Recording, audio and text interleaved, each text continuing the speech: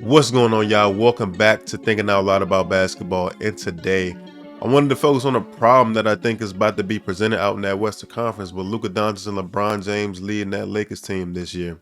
You would have thought that they wouldn't have been real contenders this year after making that big trade. You would have thought it's really a future trade that they're making with Luka Doncic being 26, so young. You got LeBron here, but he's 40.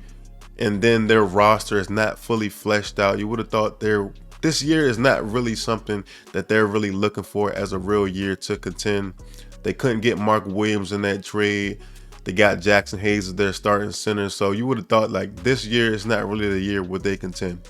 But over the past 10 games, over this stretch, they've been showing that they are really good, being the best defensive team over that stretch. And then you have Luka Doncic and LeBron James, man. Like, it's just showing you when LeBron is off the court and Luka is still out there, the Lakers are still being able to be effective. That is something that the Lakers haven't been able to have over the stretch of years because LeBron James has always had to be that initiator when things are getting rough. He always had to be that guy to be able to go out there and lead them. Now you have a guy like Luka Doncic who can come in at any point and take over the game just as well as LeBron James can. They're both of that echelon. They have that IQ and that patience where nothing that happens will faze them. LeBron has been through so much over the course of the 20 plus years. He's taken teams to the finals that shouldn't been going to the finals, like the 2018 team, the 2007 Cavs teams. He's seen it all. And LeBron James has so much mileage. He doesn't want to be that guy that has to go out there and continue to take over games every single time. And that's why I think the Lakers haven't been to their best standard over these past years, because LeBron James has had to be that guy. Like Anthony Davis, he wanted Anthony Davis to be able to take over and be that guy to be able to take the load off of him and do these different things. But Anthony Davis, he's a big, he just can't realistically do that. But now you traded him away to bring in Luka Doncic. He is a guy who can put a team on his back. He just did that. He showed us that last year. He took his team to the finals. Yes, he had Kyrie Irving, but who was at the head of that snake was Luka Doncic. Trust, the Mavericks wouldn't have went to that finals, even though the Mavericks were a pretty good team and they had pretty good supporting cast around them. They wouldn't have went to that finals without Luka Doncic being able to take over games whenever he wanted to. Luka Doncic is a guy that can manipulate and can control a game whenever you need him to. And then you put him on a team where you have another guy who can do that same thing. You now have two guys that at any point can take over and just be like, hey, give me the ball here in my spot, in the post, or at the top of the key, and I'm gonna make all the decisions for you.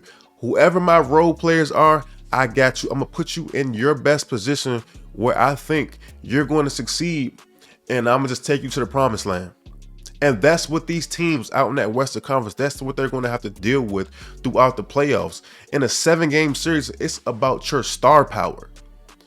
Your stars are going to have to be the one that is going to have to step up and win a game for you. Yes, you're going to have your role players that come out and sometimes they're going to win your game. But at the end of the day, it's about what can your stars do for you. And the Lakers have two of the best superstars out there. The only stars I would say out in that Western Conference that are competing with that mind that Luka Doncic and LeBron James have, realistically, is a guy like Nikola Jokic. Jokic is probably the only one. Yes, you have a young OKC Thunder team, but they have not been anywhere yet. The farthest has been as a second round exit last year. Shea, realistically to me, has not shown that he can be that guy that can lead his team. This is the year where he's going to get a chance to be able to prove that. But up until this point, Shea hasn't proven that he can be the guy that's going to make them decisions late game to go out there and win you a game. I know for a fact Luka Doncic and LeBron James can go out there and make the right decisions and win you a game.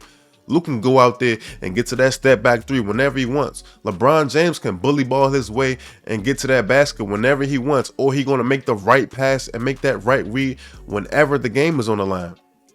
I trust them in a 7-game series to be able to do it. I don't know if I trust these other teams out in the Western Conference because the Nuggets haven't been looking the same since they won that championship team. The Thunder, they are just too young. This is their first year to be able to show that they are who they say they are. So I don't know if these teams out in the Western Conference are going to be ready for what a Luka Doncic and LeBron James led team are going to be able to bring. Like late in the game, they are going to be able to make the best decisions possible out there. Even though they don't have the best possible roster right now, they are still going to make the most out of what they have. And that is going to be really scary in a 7-game series, especially if they're playing defense the way they are. This defense, the way they're playing, they can compete with anybody in the NBA. Only team that I think that's probably still going to give them like head and shoulders trouble is the Boston Celtics, who they just lost to over this weekend, because the Boston Celtics, they have been there, they won a championship, and they have the fully fleshed out roster that you need to be able to win the championship. That's the only team who I think is really going to be head and shoulders above this Lakers team. Everybody else, I feel like the Lakers have the potential to take them down at any point, because no one has been there. Like, you have the Cleveland Cavaliers and the OKC Thunder. Both of these two teams, they haven't been there yet. They've been to the second round, and that's it. None of these teams, like Donovan Mitchell, hasn't shown that he can show on the biggest stage in the Western Conference Finals or Eastern Conference Finals that he's going to push his team and make the right decisions at the end of the game. Shea hasn't shown it either. So when I look at this Lakers team, I feel like this is a year that they are still going to be able to compete, even without the best role players that you should have. They have some pretty good role players, though. Don't get it twisted. They got Austin Reeves. They got Dalton Connect, Jared Vanderbilt, these guys like that. Rui Hachimura, when he comes back, they have some pretty decent role players, but I don't think they have the role players that compete with these other teams. But because you have a Luka Doncic and LeBron James, that is going to be a big problem that these teams are going to have to overcome. And I don't know if these teams, especially out in that Western Conference, are going to be able to overcome that. If OKC is the only team that could realistically compete, I feel like it's a good chance that the Lakers might sneak their way into the finals, man. The only other team that I would say that will be able to weather that storm, that I know that have been there before, is the Warriors. And that's because you have Steph Curry. He's been there before, 4 rings. Draymond Green been there before, 4 rings. And I feel like Jimmy Butler is just a natural born winner. He knows what to do.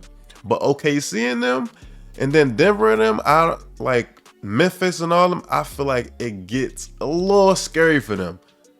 So I feel like the Lakers, they got a pretty good chance at going to that finals this year. And that game this past weekend could very well be the finals matchup we see when it comes June. I don't know who is going to make the better decisions than the two guys like Luka Doncic and LeBron James. Who is going to be better decision makers at the end of the game in the playoffs in a 7-game series other than them? I don't see nobody that can realistically do that, especially when they playing defense the way they are. And LeBron James is getting the rest that he's going to be able to get because he has Luka Doncic. When he comes out the game, Luka has still been able to carry the load for them, and the Lakers don't fall off a cliff when LeBron gets out the game. Like, this is literally heaven sent for LeBron. He getting that playmaker, and that could extend his career about a few more years. So I feel like this year is going to be a year where the Lakers could realistically compete. It might end up being in that finals, man. Y'all let me know if y'all think the Lakers are realistic contenders this year. After that trade, people thought that they would have been just waiting for the future, but it seems like they are ready to compete now.